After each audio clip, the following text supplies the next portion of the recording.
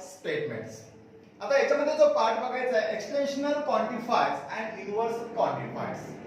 आता हे दोन पार्ट आहेत. एक्सटेन्शनल म्हणजे काय घेणार आहे एक्झिस्टन्स. बघा लक्षात घ्या एक्सटेन्शनल म्हणजे काय क्वांटिफायर. तर याचा सिंबल जो येतो तो या पद्धतीने. याचा मीनिंग काय आहे देयर एक्झिस्ट. There exist. समजा एखादा सेट असेल आणि त्या सेट मधली एखादी व्हॅल्यू जर इक्वेशन सॅटिस्फाय करत असेल तर तो कुठला असतो एक्सटेन्शनल क्वांटिफायर. ओके. आता जर इन्व्हर्सल क्वांटिफायर म्हणजे काय बघायचं सिंबल हा आला म्हणजे एव्हरी व्हॅल्यूज ऑफ x किंवा for all values of x म्हणजे एखादा सेट घेतला त्या सेट मधला कुठलाही क्वेश्चन म्हणजे सॉरी कुठलाही पॉइंट म्हणजे एखादा नंबर तो काय करेल इक्वेशन सॅटिस्फाय करत असेल एव्हरी नंबर म्हणजे प्रत्येक नंबर जर इक्वेशन सॅटिस्फाय करत असेल तर आपण त्याला काय म्हणणार आहे इन्व्हर्सल क्वांटिफायर. एक्सटेन्शन मध्ये ओन्ली वन एखादा जरी नंबर जर इक्वेशन सॅटिस्फाय करत असेल तर काही सुद्धा हरकत नाही. म्हणजे हे दोन पार्ट आपल्याला लक्षात आले आणि त्याच्यावरून आपण काय करायचं ट्रू आणि फॉल्स स्टेटमेंट घ्यायचं. जर याच्यामध्ये एक जरी व्हॅल्यू इक्वेशन सॅटिस्फाय करत असेल तर ती ट्रू स्टेटमेंट. यस. जर एखादी व्हॅल्यू जर सॅटिस्फॅक्शन करत नसेल तर फॉल्स व्हॅल्यू. याच्यामध्ये काय पूर्ण व्हॅल्यू सगळ्या व्हॅल्यू एव्हरी व्हॅल्यू काय करायला पाहिजे तर इक्वेशन सॅटिस्फाय करायला तर at that time for all and every value जर सॅटिस्फाय इक्वेशन करत असेल तर काय होणार आहे युनिव्हर्सल क्वांटिफायर. ह्याच्यावर आधारित इक्वेशन बघायचं. ओके. आता त्याच्यानंतर ड्युअल स्टेटमेंट. आता ड्युअल स्टेटमेंट मध्ये आपल्याला काय बघायचं आहे तर ड्युअल स्टेटमेंट मध्ये and by or by and हे कन्वर्जन करायचं लक्षात घ्या. And by or by and T by F असेल एफ बाय टी घ्यायचं असेल तर ही आणि सी आणि टी म्हणजे काय हा कॉन्ट्रडिक्शन आणि ही टॅटोलॉजी म्हणजे सी चा टी स्मॉल टी मध्ये आणि टी चा स्मॉल सी मध्ये हे जर कन्वर्जन केलं त्याला काय म्हणणार आहे dual statement. Principle of dual statement असं म्हणायचं सुद्धा काही हरकत नाहीये. तर याच्यामध्ये काय करायचे चेंजेस फक्त अँड ऑर असेल बाकीचं स्टेटमेंट पॅटर्न आहे तसंच ठेवायचं. फक्त अँड असेल तर ऑर करायचा ऑर असेल तर अँड करायचा टी असेल तर मोठा टी असेल तर मोठा एफ करा एफ असेल तर मोठा टी करा एस नंतर स्मॉल टी असेल तर त्याचं सी करा कॉन्ट्रडिक्शन आणि सी असेल स्मॉल सी असेल तर त्याचं स्मॉल टी करा. हे सिक्वेन्सनी तयार करून घ्यायचं. ओके. हा झाला पहिला पार्ट. दुसरा पार्ट आता तिसरा part negation of the compound statement. आता याच्यामध्ये चार पार्ट आपल्याला बघवायचे त्यातले तीन अगोदर घेतो आणि नंतरचा पार्ट आहे तो आपण त्या एक्झाम्पल सोडवायच्या अगोदर बघूया. आता याच्यामध्ये negation of the compound statement याच्यामध्ये काय काय बघायचं पहिलं निगेशन ऑफ कंजक्शन बघायचं. आता निगेशन ऑफ कंजक्शन बघायचं म्हणजे काय तर इथं रूल्स येईल negation of P and Q equivalent बरोबर. इथं लक्षात घ्या कंजक्शन म्हणजे अँड नी कनेक्ट केलेलं वाक्य पी अँड क्यू. जर आपण याचा रिझल्ट घेतला तर काय घेणार आहे बोला निगेशन ऑफ पी और निगेशन ऑफ क्यू म्हणजे याचं निगेशन या पद्धतीने या रूट नुसार तयार करायचं आहे. Okay. Next part negation of the disjunction. आता निगेशन ऑफ डिसजंक्शन म्हणजे काय तर याचा पार्ट बघायचा निगेशन ऑफ पी और क्यू असेल तर negation of P and negation of Q he concept clear करून घ्यायची. ओके. आता हा झाला दुसरा पार्ट. आता तिसरा निगेशन ऑफ इम्प्लिकेशन. याच्यामध्ये जर पार्ट बघायचा तर ह्याचं वाक्य काय येतं negation of P implies Q असेल तर येणार वाक्य येणार आहे P and negation of Q हा सिक्वेन्स बघा. ओके. आता त्याच्यानंतर negation of the biconditional म्हणजे डबल इम्प्लिकेशन. हा रूल जो येतो तो कसा येतो बघा negation of P double implies Q असं जर स्टेटमेंट असेल तर मी खाली घेतो याचं जे रिलेशन येतं ते कसं येतं P and negation of Q or Q and negation of P. तर हा सिक्वेन्स या पद्धतीने तयार करून घ्यायचा. ओके. हा सिक्वेन्स घेतला तर मग आता नंतर निगेशन ऑफ निगेशन काढायचं. आता निगेशन ऑफ निगेशन म्हणजेच काय करायचं आहे तर जर समजा निगेशन ऑफ पी असेल तर येणारं स्टेटमेंट किती येणार आहे पी येणार आहे. म्हणजे या पद्धतीने आपल्याला याचा काय करायचा अभ्यास करायचा याच्यावरती स्टेटमेंट बघायचे आणि याच्यावरती काय करायचं उदाहरणं सोडून घ्यायची आहेत. ठीक आहे. आता एक्सरसाइज 1.3 मधला पहिला क्वेश्चन आपल्याला बघायचा आहे. If a is equal to 3 5 7 9 11 12 determine the truth values of each of the following. आता ट्रूथ व्हॅल्यू फाइंड आउट करून घ्यायचे. मी सांगितलं होतं एक्झिस्टन्शियल किंवा एक्सटेन्शनल जे वाक्य आपण बघितलं होतं आणि युनिव्हर्सल क्वांटिफायर बघितलं होतं या दोघांचं आपण इथं ट्रूथ हे करून घ्यायचं आहे. तर हे कसं करायचं आहे याच्यामध्ये पहिला पार्ट एक्सटेन्शन ऑफ x दिला बघा देयर एक्झिस्ट बघा there exist x belongs to a such that x - 8 is equal to 1.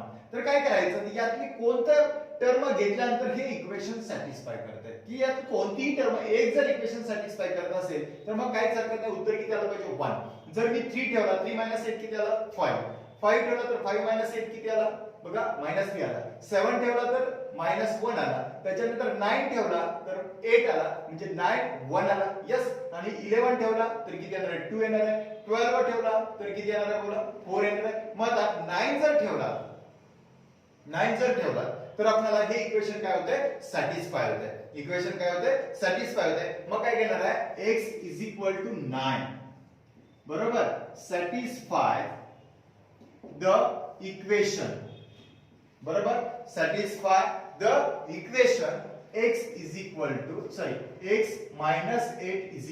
1 पहिला पॉइंट काय सांगितलं determine the truth values each of the following आता यातली एक जर व्हॅल्यू इक्वेशन सॅटिस्फाय करत असते तर गिवन स्टेटमेंट इज ट्रू बरोबर द गिवन स्टेटमेंट इज काय म्हणूया true okay given statement is काय घेतलं ट्रू जर गिवन स्टेटमेंट जर ट्रू असेल तर मग आता पुढचा पार्ट आपल्याला काय लागेल घ्यावा लागेल तर इट्स ट्रूथ व्हॅल्यू इज काय घ्यायचे its truth value is T तर या पद्धतीने इक्वेशन काय करायचं आहे सोडवायचं आहे ठीक आहे आता क्वेश्चन नंबर 2 सांगितलं काय सांगितलं आता मी पूर्ण प्रश्न लिहून गेले एव्हरी व्हॅल्यूज ऑफ x म्हणजे universal quantifier every values of x belongs to a x² plus x is an even number they want काय घेणार आहे even number मग आता इथं even number पाहिजे आता even number पाहिजे म्हणजे काय तर इथं x² plus x ची व्हॅल्यू घ्यायची मग आता मला सांगा इथं 3 ठेवला 3 चा स्क्वेअर किती आला 9 9 plus 3 किती हो 9 plus 3 किती आला 12 आला यस म्हणजे कसला नंबर आला even आला पूर्ण 5 ठेवला 5 चा स्क्वेअर किती आला 25 25 plus 5 किती येणार आहे 38 त्याच्यानंतर 7 ठेवला 7 चा स्क्वेअर 49 49 plus 7 किती येणार आहे बोला 49 plus 7 म्हणजे किती येणार आहे 49 56 आहे म्हणजे तिथं या पद्धतीने मग तो परत येते म्हणजे पूर्ण व्हॅल्यू जर ठेवल्या तर जो येणारा पूर्ण नंबर आहे तो कसा असणार आहे इवन नंबर आहे मग आता याचं उत्तर काय येणार आहे ऑल व्हॅल्यूज ऑफ x बघा पॉइंट काय लिहिणार आहे all values of x okay satisfy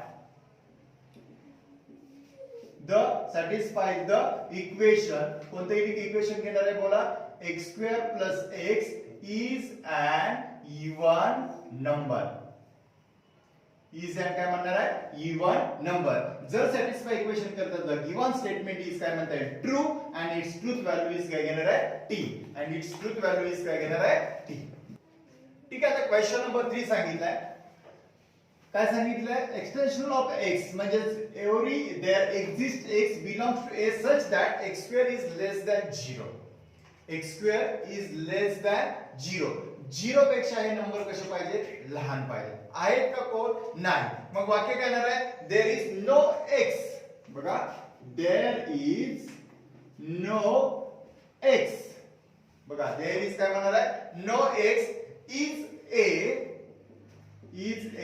satisfy the equation कुठले येणार आहे x² is less than 0 जर इथं कोणतीही व्हॅल्यू हे इक्वेशन सॅटिस्फाय करत नसेल तर काय म्हणणार आहे द गिवन स्टेटमेंट इज काय घेणार आहे फॉल्स लक्षात घ्या गिवन स्टेटमेंट इज काय घेणार आहे फॉल्स डायरेक्ट लिहूया false okay given statement is false and its truth value is काय घेणार आहे f its truth value is काय घेणार आहे f ठीक आहे आता नेक्स्ट क्वेश्चन काय सांगितलं every values of x belongs to x is an even number x is an even number आता मला सांगा सगळ्याच व्हॅल्यू पाहिजे मग आता 3 इवन आहे का 5 इवन आहे का 7 आहे का 9 आहे का 11 आहे का फक्त 12 इवन आहे मग काय म्हणता येईल बघा all values of x does not satisfy equation उत्तर लिहिताना काय लिहिणार आहे all values of x does not satisfy okay does not satisfies काय घेणार आहे the equation x is an even number ठीक आहे. जर तो इव्हन नंबर सॅटिस्फाय करत नसेल तर गिव्हन स्टेटमेंट इज काय घेणार आहे, फॉल्स. साहजिक आहे, फॉल्स. ओके. जर ते फॉल्स असेल तर मग इट्स ट्रुथ व्हॅल्यू इज काय घेणार आहे, य. तर या पद्धतीने उदाहरण काय करायचं आहे, सॉल्व्ह करून घ्यायचं आहे. ठीक आहे. आता त्याच्यानंतरचं क्वेश्चन बघा काय सांगितलंय. There exists x belongs to a such that 3x plus 8 is greater than 40. मग आता जर 3 ठेवला 3 3 चा 9, 9 plus 8 17 आला. आता 5 ठेवला कोणी येत नाही, 7 ठेवला तरी येणार नाही, 9 ठेवला तरी येणार नाही, 11 ठेवले बघा.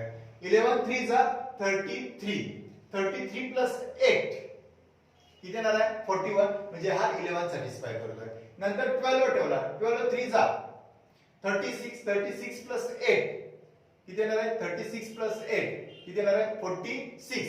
46 आला इज ग्रेटर दॅन 40. तर मग आता इथं काय म्हणता येईल बघा, एक्सटेन्शन ऑफ x म्हणजेच बघा इथं असं लिहिता येईल, याचं उत्तर लिहिणार आहे x बिलॉंग्स टू किंवा x इज इक्वल टू असं म्हणूया, x is equal to 11 12 belongs to a. x is equal to 11 12 belongs to a satisfy.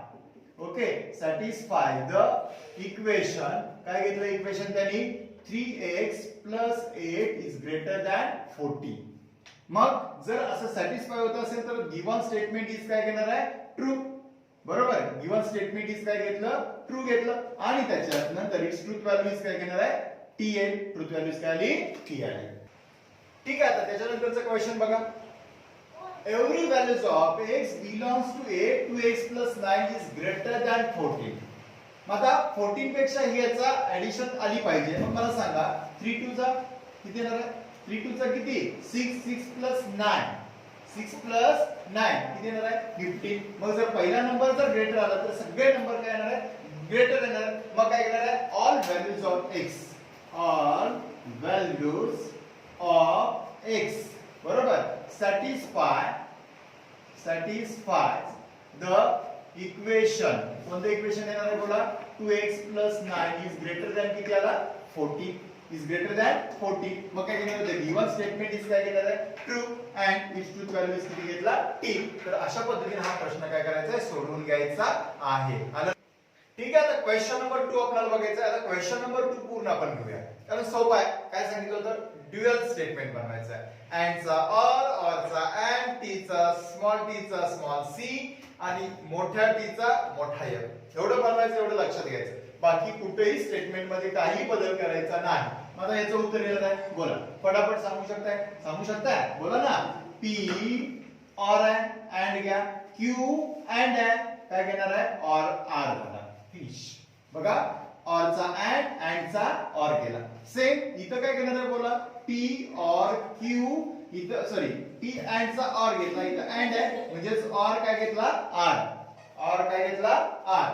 आता त्याच्यानंतरचा तिसरा पार्ट काय घेणार आहे बोला, पी ऑर क्यू. मग आता तुम्ही सांगू शकते, सांगा ना, येतंय ना, सांगा की काय घेणार आहे, पी अँड क्यू. इथं ऑर, आर अँड यस बघा. ऑर चा अँड चा ऑर आणि ऑर चा अँड. आता याचं काय घेणार आहे बोला, काही बदल करायचं नाही. आय असंच P or negation of Q, याचा आन्सर घेते. इथं काय करता येईल बोला, फटाफट सांगू शकता. आता बोला याचं काय घेणार आहे, negation of P or and Q घ्या, अँड ऑर करा, negation of R or S. या पद्धतीने सिक्वेन्स घ्या. आता हे घेतल्यानंतर याचा बघूया, negation of P and or घ्या, negation of Q and or करा. नंतर काय घेणार आहे, पी ऑर क्यू म्हणजेच पी अँड क्यू, पुन्हा अँड दिलाय त्याचा ऑर, निगेशन ऑफ आर. या पद्धतीने करून घ्या.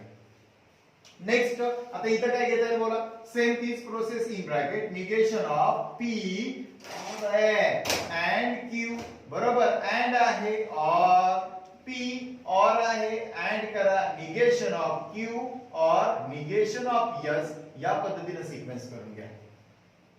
नेक्स्ट आता इथं सी आलंय, आता मात्र इथं बदल. सी चा काय करणार आहे, स्मॉल टी. सी चा काय केला, स्मॉल टी. ऑर चा काय घ्या, अँड इन कर्ली ब्रॅकेट. मग आता काय घेणार आहे, पी. पी घेतला, इथं ऑर अँड आहे चा काय होणार आहे, ऑर. आता इथं काय घेणार आहे बोला, Q R R. Q R R चा काय होणार आहे, क्यू अँड आर आणि curly bracket completed.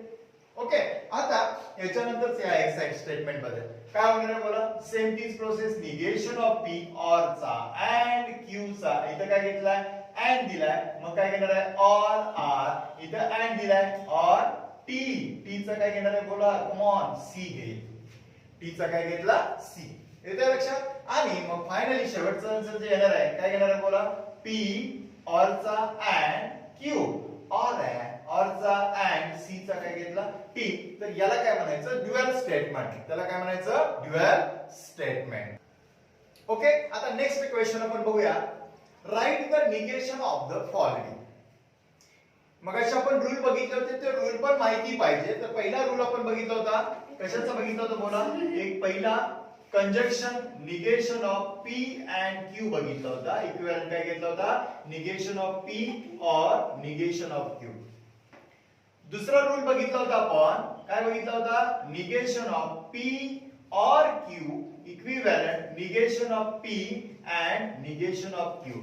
Yes, third rule बघितला होता, कोणता थर्ड रूल बघितला होता, negation of P implies Q equivalent P and negation of Q.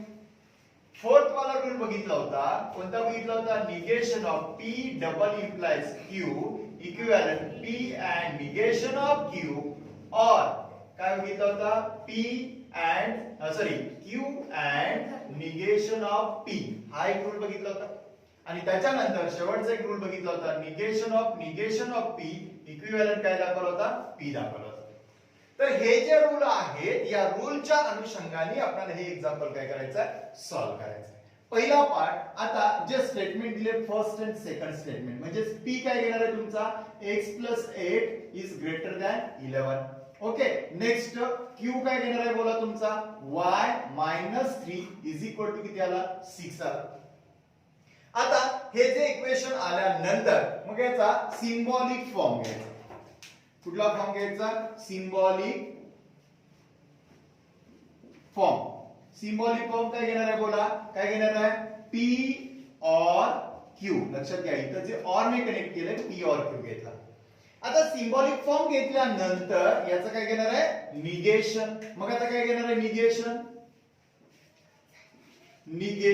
मग काय घेणार आहे, निगेशन ऑफ पी और Q equivalent, negation of P और क्यू इक्विव्हॅलेंट. मग याचं येणार निगेशन काय घेणार आहे बोला, निगेशन ऑफ पी और क्यू येणार आहे negation of P and negation of Q.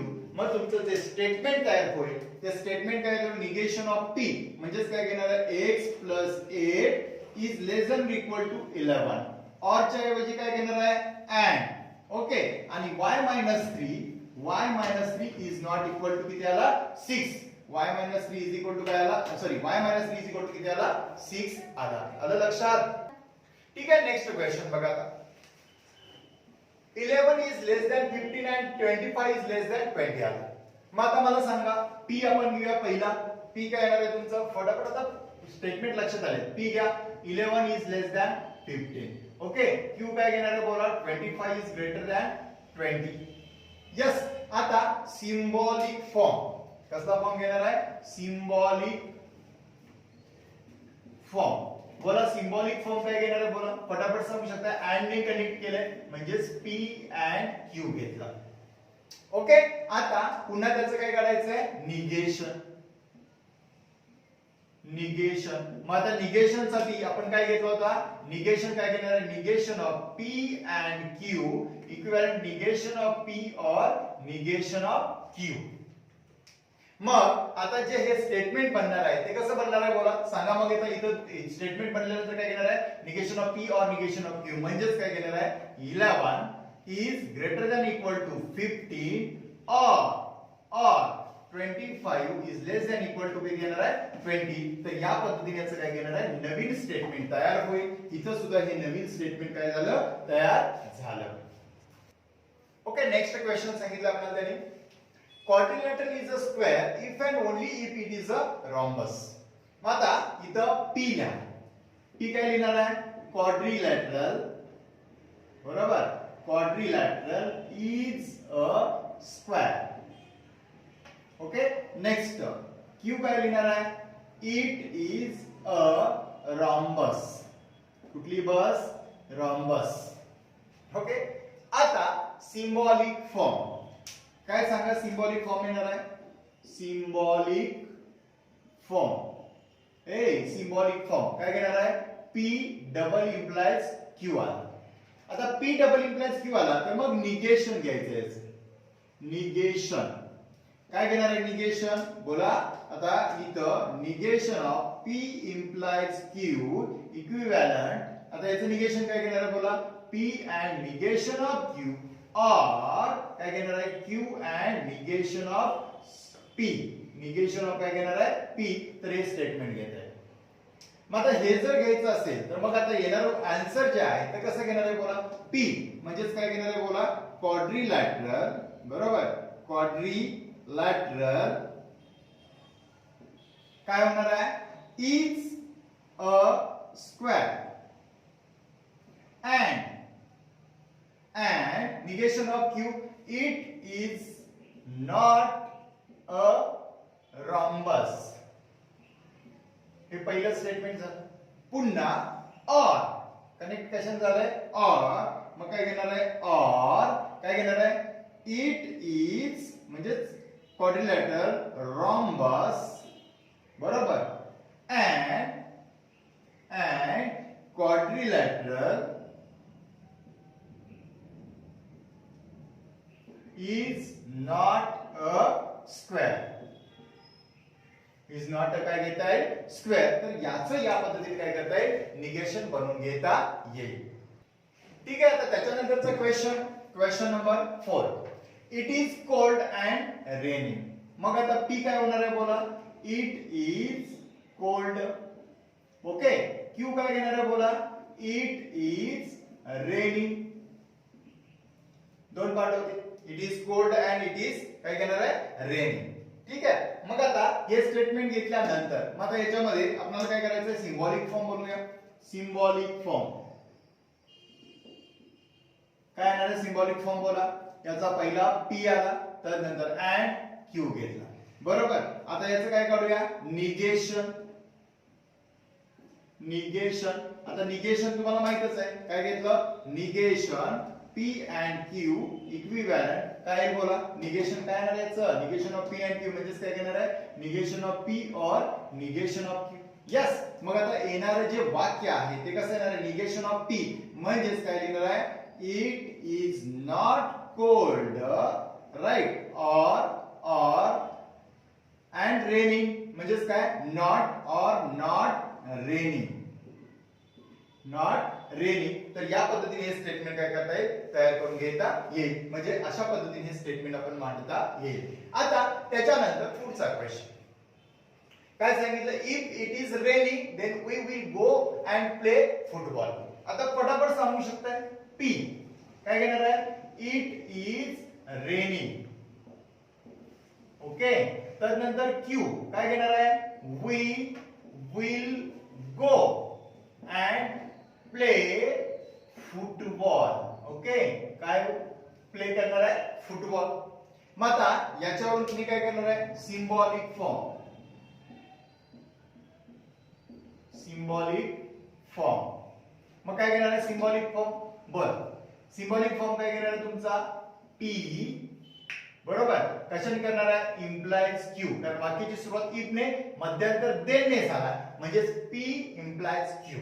आता याचं निगेशन फाइंड आउट करून घ्यायचं. काय घ्यायचंय. निगेशन. निगेशन काय निगेशन येणार बोला. निगेशन सांगू शकताय तुम्ही. बोला बोला. Negation of P implies Q equivalent P and negation of Q. Statement काय होणार आहे. P and negation of Q. मग आता याचं स्टेटमेंट काय होणार आहे बोला. It is raining. Okay. And बघा. And we will not go and play football. Play football या पद्धतीने याचं काय करताय. सेंटेन्स तयार करून घेता येईल. ठीक आहे. आता नंतरचा question. √2 is a rational number. Single sentence आहे. मग याचं निगेशन कसं आहे. डायरेक्टली लिहू शकता. √2 is not a rational number. ठीक आहे. डायरेक्टली लिहू शकता. ओके, आता इथं all natural numbers are whole numbers. ह्याचं काय करणार आहे, जिथं ज्या ज्या वेळी ऑल असेल ना ऑल, तिथं सम शब्द टाक. कोणता शब्द टाकणार आहे, some. Some natural number are not whole. Some आला तर इकडे आर नॉट होल नंबर हे शब्द टाकून टाका. Are not whole number. Okay, ठीक आहे. आता नेहमीप्रमाणे ही सुद्धा सेंटेन्स तशीच तयार करता येईल. काय करणार आहे बघा, इथं every values of n, okay, every values of n belongs to n. n means natural number, comma n square plus n plus 2 is not, हा शब्द टाकायचा, is not divisible by किती येणार आहे, 4. ओके, आणि नेक्स्ट एवढं सेंटेन्स, त्याच्यापेक्षा जादा लिहायची काही गरज नाही. आणि आता हे लिहूया, there exist belongs to n such that x minus 17 is less than 20. कसं लिहिणार आहे मग, there exist x belongs to n such that, okay, x minus 17 is greater than equal to किती येणार आहे, 20. तर अशा पद्धतीने हे स्टेटमेंट काय करायचं, निगेशन तयार करून घ्यायचं आहे. नेक्स्ट पॉइंट आपल्याला बघायचा होता, तो इम्पॉर्टंट आहे, बोर्डासाठी महत्त्वाचा आहे, परीक्षेला विचारला जातो असा एक व्हेरी इम्पॉर्टंट प्रश्न आहे कॉन्व्हर्स, इन्व्हर्स अँड कॉन्ट्रापोजिट. जर वाक्याची सुरुवात इफ अँड देन ने झाली असेल तर ते वाक्य इम्प्लिकेशन स्वरूपात येत असेल, म्हणजे कंडिशनल स्वरूपात येत असेल तर त्या वाक्याचे 3 टाइप तयार करता येतात. पहिला आहे कॉन्व्हर्स, म्हणजे क्यू इम्प्लाइज पी. यस, दुसरा घेतला इनव्हर्स, त्याचा घ्यायचा negation of P implies negation of Q. आणि तिसरा पार्ट आपल्याला बघायचा आहे कॉन्ट्रापॉझिटिव्ह, जो आहे negation of Q implies negation of P. तर हे 3 पार्ट आपल्याला 1 बाय 1 घ्यायचे आहेत आणि याच्यावर आधारित क्वेश्चन सोडवायचे. सिंपल पार्ट आहे, यालाच काय म्हणणार आहे आपण, converse, inverse and contrapositive. If the statement are in implication मध्ये असेल, म्हणजे पी इम्प्लाइज क्यू स्वरूपात असेल, तर हे आपल्याला सगळं काय करायचं, बघायचं.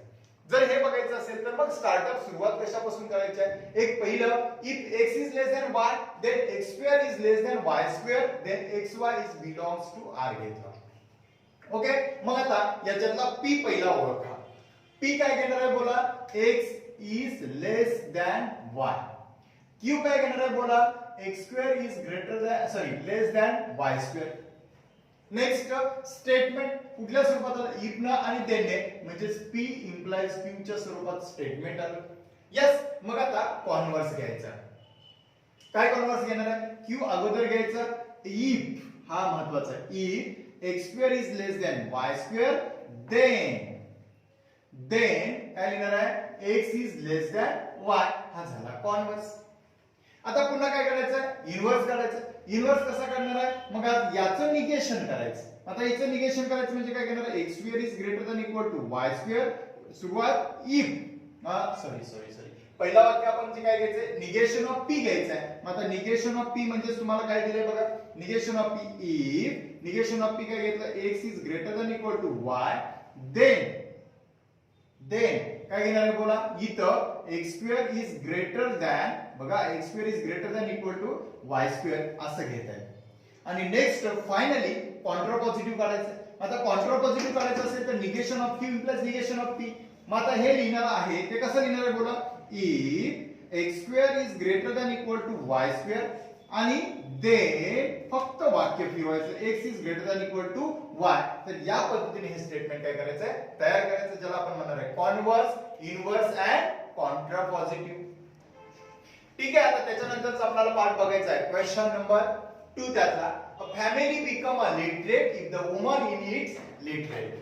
मग आता पहिला वाक्य p ला, अ फॅमिली, ठीक आहे, become literate, becomes literate. Okay, त्याच्यानंतर क्यू काय तयार होणार आहे, the woman in it is literate. बघा सेंटेन्स बघा. आता वाक्याची सुरुवात आहे family becomes literate. Family becomes literate म्हणजे इफ, इथं वाक्य लिहिलं if the womens in it literate. लक्षात घ्या, a family becomes literate, family becomes literate then the woman, बघा, if the woman in its literate. Woman in its literate. मग आता याचा कॉन्ट्रा पॉझिटिव्ह करायचा आहे. काय करणार आहे? कॉन्ट्रा पॉझिटिव्ह कसं करणार आहे? तर इथं पी घेताना एक मिनिट, पी आपल्याला इथं वाक्याची सुरुवात केली आहे त्यानुसारच घ्यावा लागेल. म्हणजे इथं लक्षात घ्या, बाय मिस्टेक इथं झालं की वाक्याची सुरुवात कशाने होणे? इफ ने. मग काय घेणार आहे? पहिला सेंटेन्स घेणार आहे द. लक्षात घ्या, हे महत्वाचं आहे. The women in it is literate. हा पी आला, लक्षात घ्या. क्यू हा आला कारण इफ ने सुरुवात केली आहे. मग क्यू काय घेणार आहे? अ फॅमिली, ठीक आहे, becomes literate.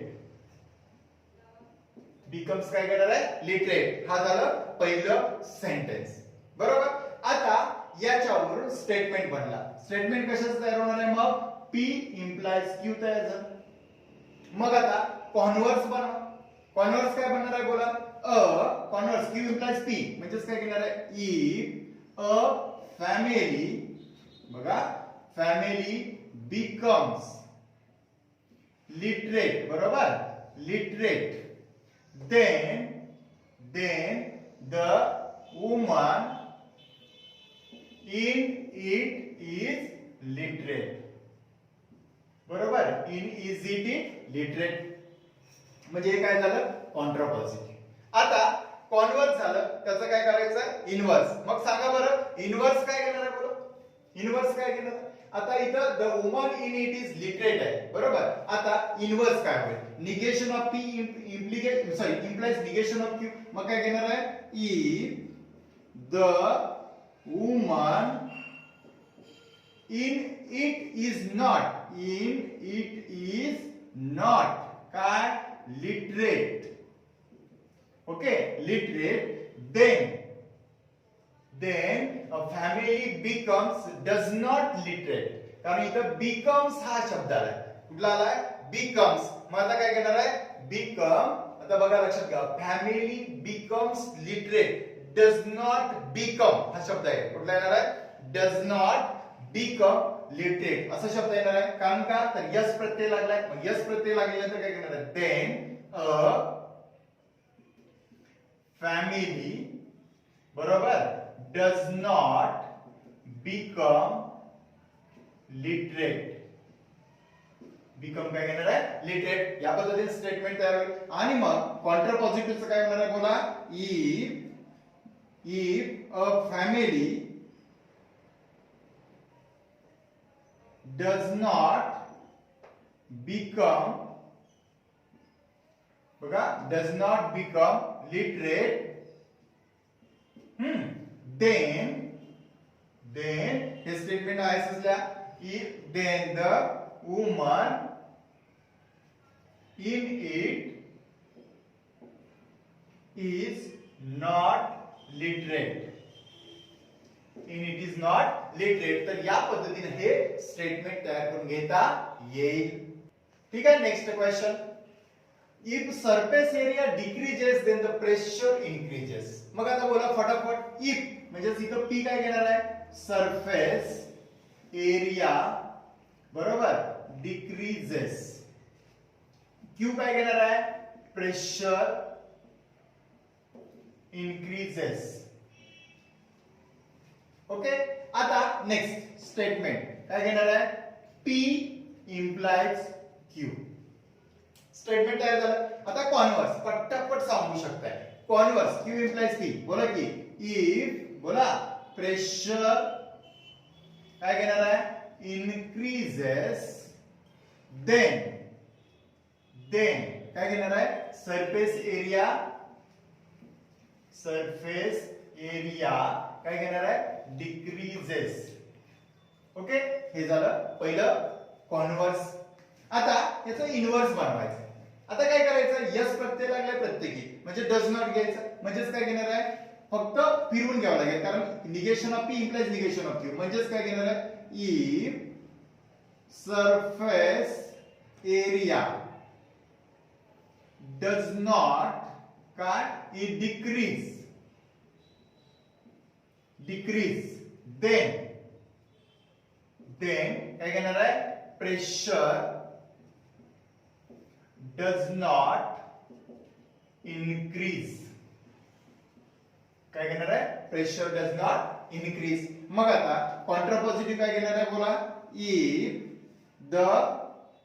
इफ प्रेशर असं म्हणूया, इफ प्रेशर काय घेणार आहे?